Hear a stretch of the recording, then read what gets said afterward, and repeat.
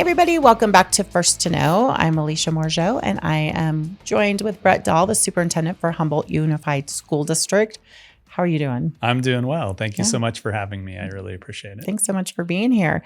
I reached out to you guys because my kids have been in Bradshaw and Humboldt Unified School District. I have grandkids over at Lake Valley and Coyote Springs. And so my heart is here, even though I coach cheer and I got a bunch of Prescott kids too. But Sure. I am a bear roar. But I found you guys, you got the A rating. Yeah. And so I was so excited to talk to you about that. Yeah. That's something we're very proud of. Having an A-rated school district overall.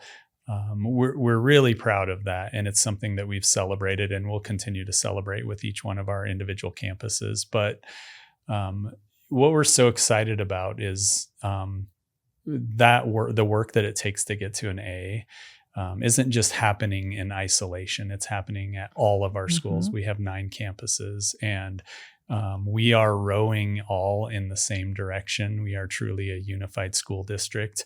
And we knew that work was happening and that work was coming along. And then it's rewarding to see the A label come out as well, to just kind of justify all of the hard work, right? It's a byproduct of all of the hard work, not just of our staff, but of our families and certainly of our kids, right? Like kids have to demonstrate that they've learned at high levels. So we're really proud of it. And it took a lot of people working really hard in the interest of kids. And I think that's what makes me the most proud. We often talk in education that it takes a bit of a servant heart and servant leadership, because you work hard so that others can be successful. And that's something we're certainly proud of, and something we're grateful for. So when they are deciding who's going to be an A school and who's going to be an A district, what are some factors that they take into consideration? Yeah.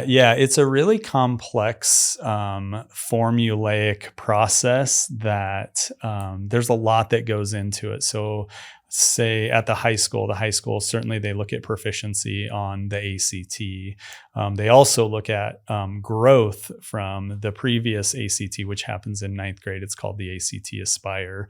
So there's lots of different variables, one of which is proficiency on those assessments, growth from the previous state assessment that they took. And then there's graduation rates. So it's really an all-inclusive formula that takes all of that into consideration, and just kind of, it's ironic because it spits out one grade and it's like, this is where you're at. But ultimately it's a sign that our schools are providing really good educational experiences for kids. That's not to say, and we my staff knows this, we all know this, we still have a lot of work to do. Maintaining that A will be just as difficult as receiving the original A.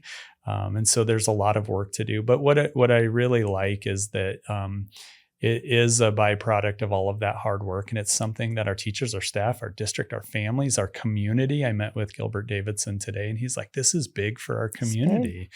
And so it really does take everyone working on the right things on behalf of kids.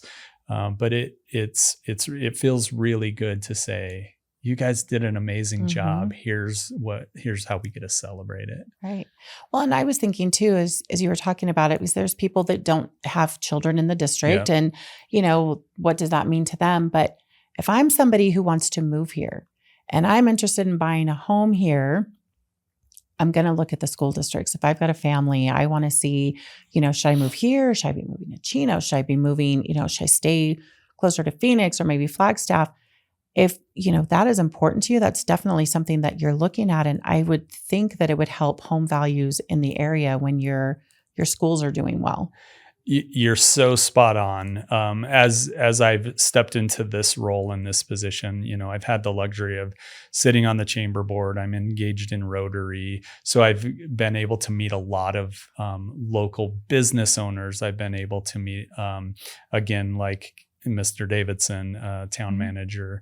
I just got to kind of immerse myself in the community more so than I had in the past. And I love it. And you're exactly right. Just the byproduct of us being able, all of us in Prescott Valley, in Dewey, Humboldt, in our boundary schools, when we can say we have an A-rated school district, it's the first thing. Talk to any realtor, right? When people are looking to purchase a home in an area, the first thing they look at if they have school-age children are, what are the schools like? What are the schools like? And so that's a really big piece for all of us. One of the things I've talked about a lot through my interview process was strong communities have strong schools, and strong schools have strong communities behind them. And I am really, really passionate about that. We do have a great community, and we do have great schools, and we just look forward to continuing to build that relationship between school and community, because it is so vital, and we all win. It's really vital to our schools when we have that community support and people are engaged in our schools. And then it's really vital to our community when we are trying to attract. I just had a conversation with a local business person about getting more doctors and healthcare. That is a concern that we've seen in surveys through our town. And certainly when you want to attract those people, that certainly is the first thing that they're going to want to do, because they want the best thing for their kids and their family, just like we do. So it really is a benefit to all of us. And that's part of why we're so proud, is we're so proud to do that for our community and for our kids and families. So I definitely want to mention, as a parent, get your kids to school every day, make sure that they're, taking those tests seriously when, because so many times, oh, my kid's not going to college, these tests don't matter. They matter. Yeah, they matter a lot. They really do. And one of the things we're working on with our principals, thus working with our staffs, is it really isn't, it's not about performing one time on one test. It is about building a culture of showing what you know, right? Because we're assessing kids throughout the school year. And if we're doing that right in education, we're using that information to say, oh, wait a second, these kids don't have this yet. And we've said this is an essential standard that they need to know to be successful, right? Each grade level is kind of a snapshot of this 13-year journey. And if in second grade, they haven't mastered these standards, those standards build right into third grade standards. And we create, in our world, what we call learning gaps. And so, working with kids and really preparing them to do their absolute best on every assessment, because it changes what we then do the very next day for their education to keep them moving in the right direction.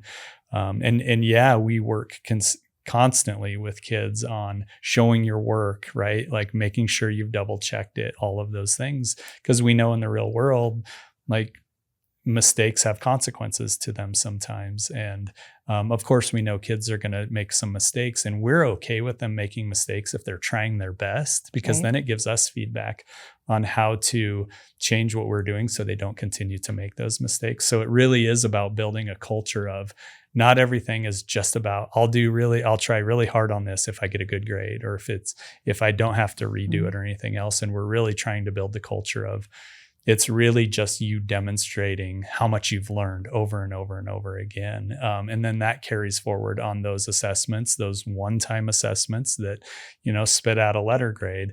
But all of it goes into it. It's building a culture of, again, showing what you know and always doing your very best on everything that you do.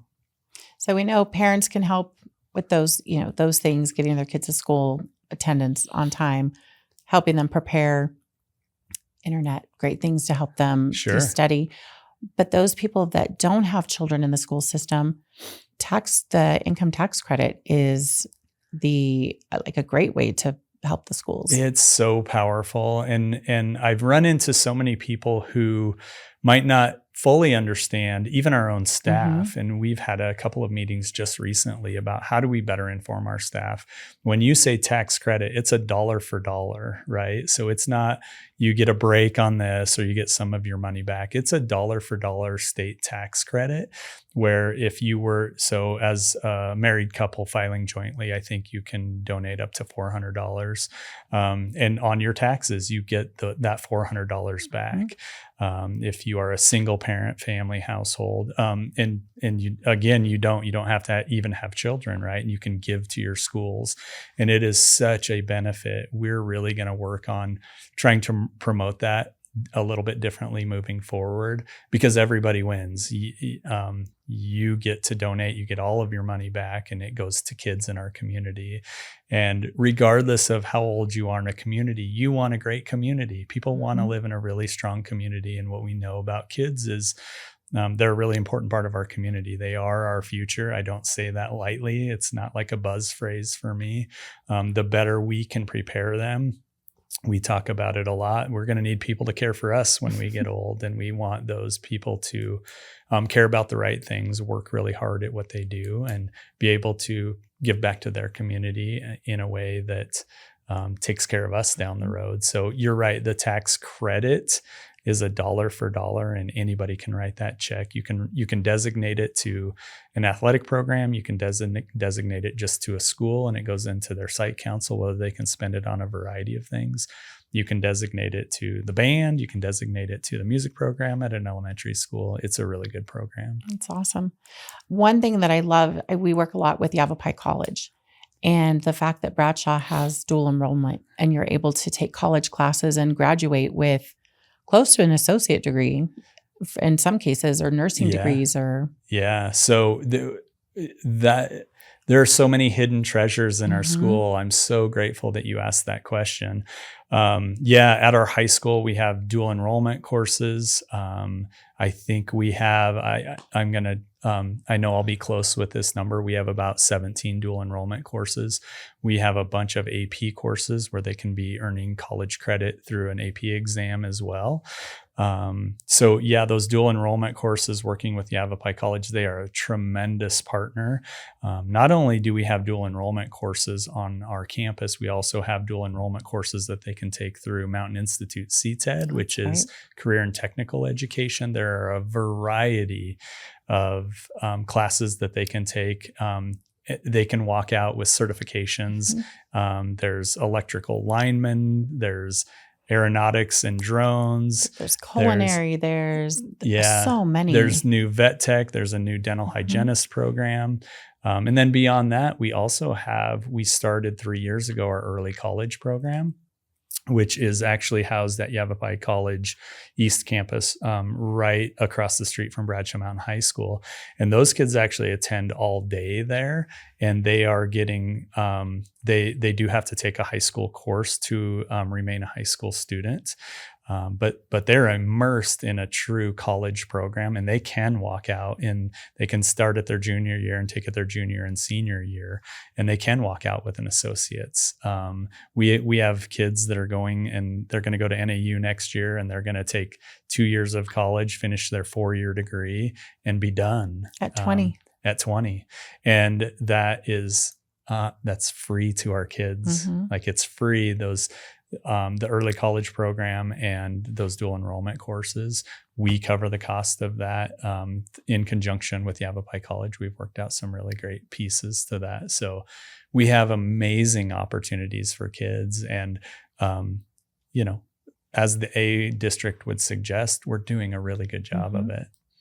I think about too, when you think of safe communities, so many of those start with those A rating schools. It's, great school districts, safe communities, they kind of go hand in hand from what I've seen. Rarely do you see a school and they're in a crime-ridden, community, or vice versa. Yeah. You're so right. There is so much interconnection between community and school. And I will continue to be a part, as long as I'm here, to be a member of the chamber, to be a member of Rotary, to engage myself in our community, because it's so valuable and so important. We take the safety of our kids very seriously. We've hardened all of our entrances at our schools. We have 5 SROs who are on our campuses full time. Prescott Valley Police Department has been amazing partners with that program. And so, yeah, the safety of our kids allows them to come into a campus and feel safe, where they can be like, okay, like I'm here to learn. I'm here to do, the work that I don't have to be afraid. They're taking care of me. Absolutely. Yeah. And awesome. that's a big piece to educating kids for sure. So now you've got the A rating. You said it's harder to keep it. What are some things that you might be implementing this school year, or possibly next school year, to ensure that we're going to keep that? Yeah. Through my previous work, you had mentioned something that I'm going to kind of piggyback on. Sure. Is when you walk into a school, sometimes you feel like, oh, it's an A-rated school. Like it's all, flashy lights and whatnot. And the reality is, yes, our schools are nice. And I certainly appreciate the facilities that we have, although we're working on some improvements in that arena as well.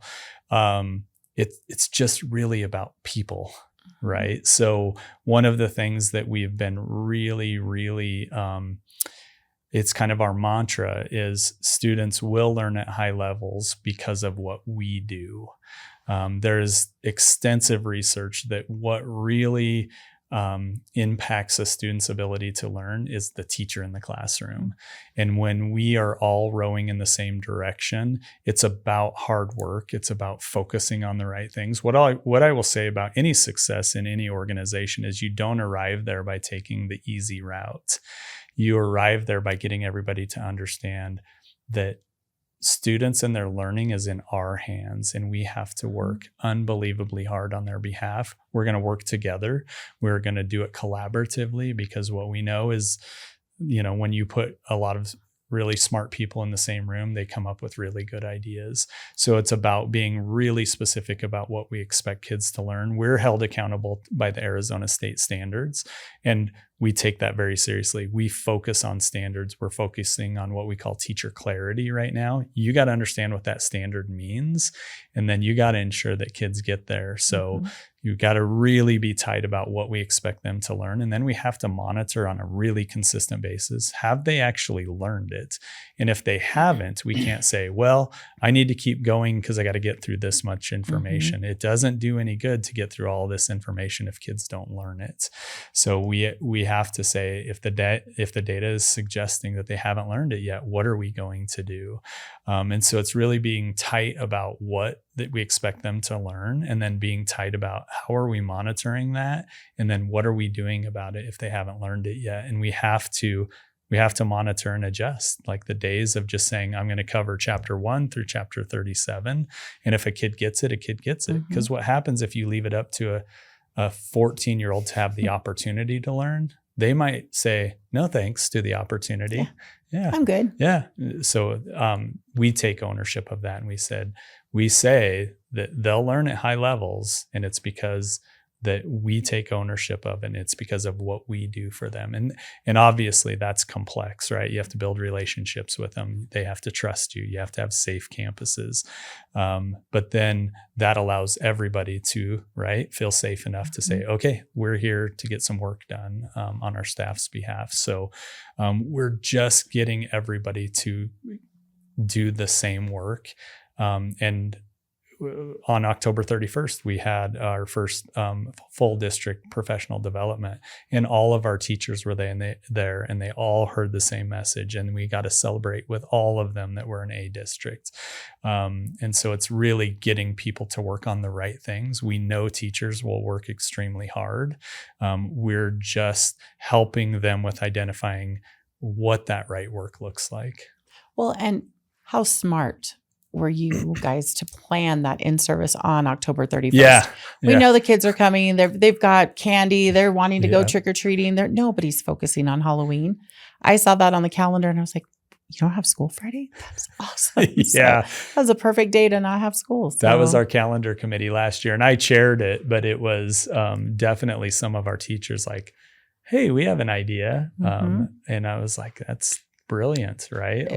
It did not go unnoticed from parents. Well, good. I'm happy to hear that. Thank you. Awesome. Well, I mean, I think we've covered just about everything. I was, you answered all my questions before I even had to ask them. So I appreciate that. And it just makes me feel really good to live in a community that's taking this very seriously. we'd had a meeting a while back, and there was this boy, Elijah, and he made this whole replica of Legato. Yeah. And he was just the smartest little kid. And one of the messages was, don't export Elijah. Make sure these kids are getting that education and they're able to attend, get dual enrollment.